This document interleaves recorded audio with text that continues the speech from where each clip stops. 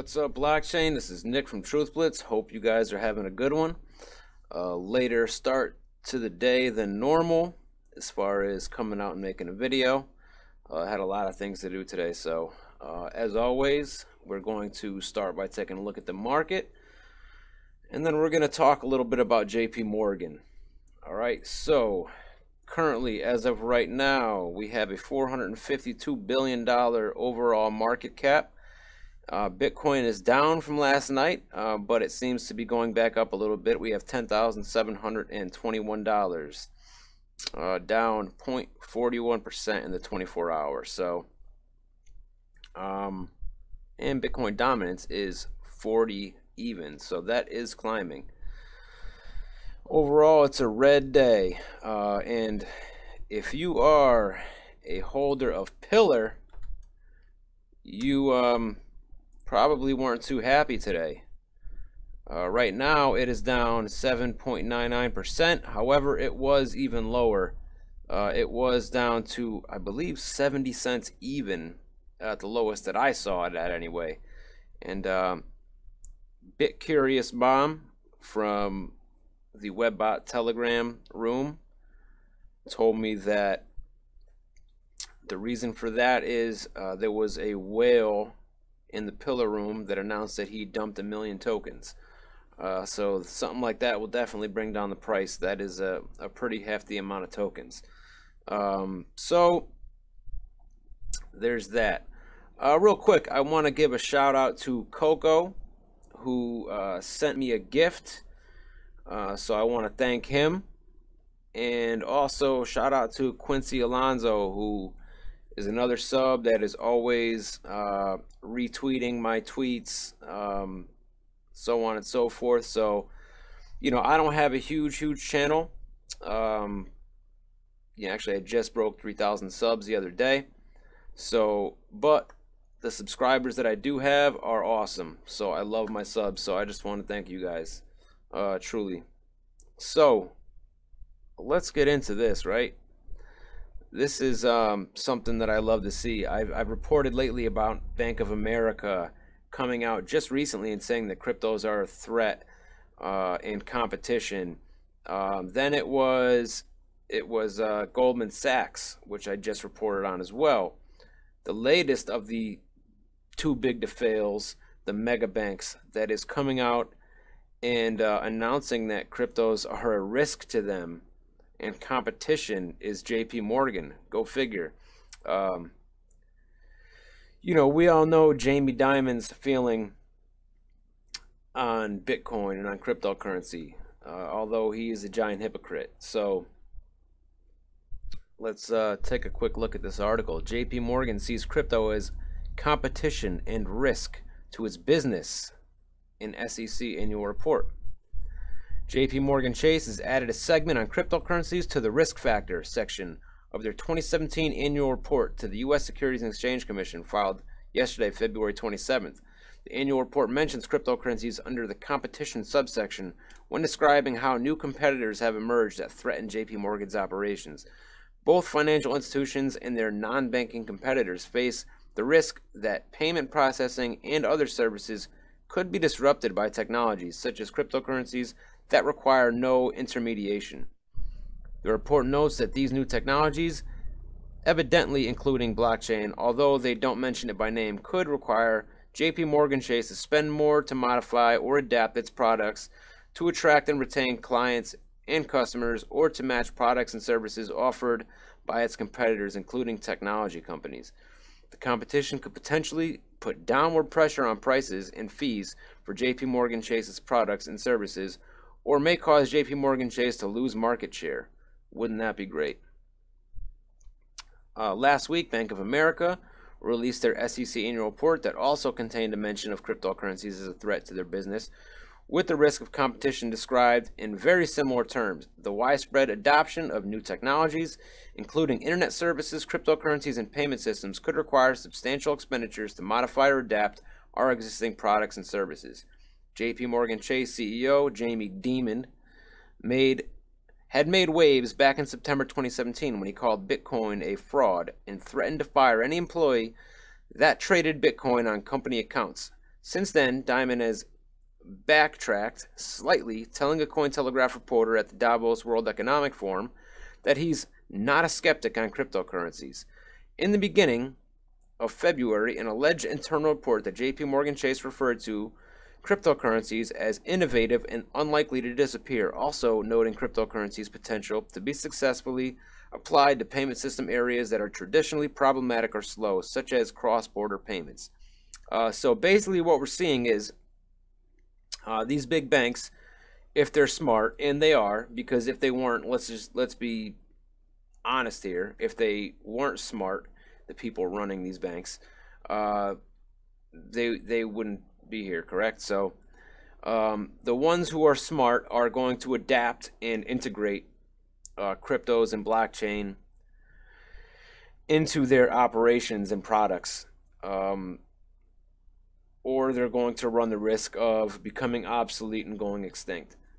So you can bet your ass that the ones who are going to fight this, rather than, I don't want to use the word embrace, but we'll use the word embrace anyway, rather than embrace it, are probably no longer going to be here, you know, however many years from now. So we are seeing that this tells me that these banks realize that we are here, right? We have this new technology that allows us to send transactions peer-to-peer, totally decentralized, and these banks are scared shitless of it. They really don't know what to do. The only thing they really can do is what they're talking about, and that is basically getting on board with crypto. So it's really great to see that, considering how much power these banks have. It is a lot. You know as well as I do, if you watch my channel, that it is the banks that run the world. The power comes from the banks. So anyway, let's get on to real quick this article here. I'm not going to read the whole thing, but CFTC gives green light for employees to trade cryptocurrencies. So that is kind of good to hear. The U.S. Commodity Futures Trading Commission, CFTC, has given its employees a green light to invest in cryptocurrencies, according to a report.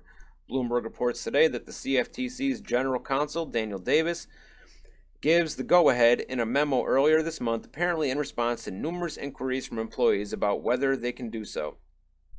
While members of the agency can now invest in cryptocurrencies, they are still prohibited from crypto futures or margin trading and from using insider information gleaned through their jobs, the news source says. A spokesperson for CFTC Chair Christopher J. Giancarlo, also told the news organization that employees cannot investigate or participate in regulatory actions involving cryptocurrencies they own due to conflict of interest. Cryptocurrencies are to be traded like any other commodity, according to Bloomberg. Davis's memo also emphasizes the need for employees to act ethically, stating, "In this environment, the situation is ripe for public to question the personal ethics of employees engaging in cryptocurrency transactions. Please keep in mind that you must endeavor to avoid any actions creating the appearance that you are violating the law or government and commission ethical standards." However, some legal experts are questioning the decision. Bloomberg notes Angela Walsh, an associate law professor with a specialization in digital money and financial stability at St. Mary's University, called the decision mind-boggling, saying the decision could absolutely skew their regulatory decisions. I'm not going to read the rest of this. Let's hope they do skew their regulatory decisions. You know, we want these people to go easy on the regulation. We don't want heavy-handed regulation. And I'm not so much worried about heavy-handed regulation coming from the CFTC as much as the SEC, because Giancarlo seems to be more on board than the SEC chair. So, you know, overall, the news that I reported on today is good in my opinion. You know, we had a little bit of not great news in the market as far as prices go. You know, we're going to see if we're going to break the resistance level of Bitcoin, which is I want to say it's around 11.2, I believe, 11.4 maybe. I have a feeling we're going to be bouncing off that a few times, and there is a chance that we could bounce off that and take a dive down again. So I'm definitely going to be keeping an eye on that the next couple days.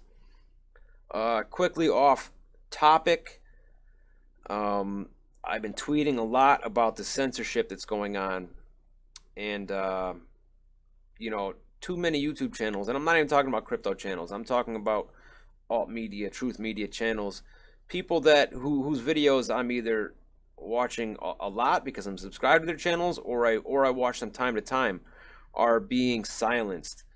Jerome Corsi, Richie from Boston, STF News, the list goes on and on and on. Okay, and this has all been rolled out within the last couple days. So I'm going to start pushing for this a lot. Everybody, please sign up for Steemit, sign up for DTube if you are a content creator. Even if you're not, sign up for Steemit anyway and start using Steemit. We need people on Steemit so, you know, we can grow that ecosystem, and you can actually make money on Steemit. A lot of these channels were totally demonetized anyway, but we're still putting out content because, you know, they are not doing it for the money. They're doing it for the truth. They want to get the truth out there. So now they can't not just make money off this, they can't even get the word out. So we need to support these people. There's been a big push to get a lot of people over to Steemit and DTube. So I'm supporting that push. I'm going to start using both of those more because I really kind of took a hiatus from Steemit, not intentionally, it just happened. So I'm going to do that. Also, which is a non-blockchain solution, Gab.ai. It's a very good social media platform. It is growing in popularity, and it is centered around free speech.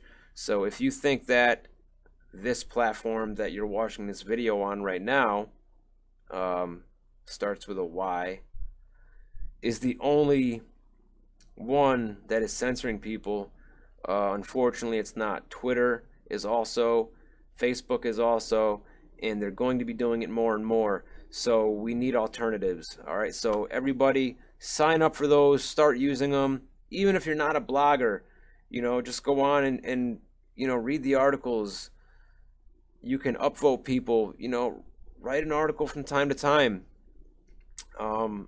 It is a very great platform, Steemit. Okay, so anyway, guys, that's it for now.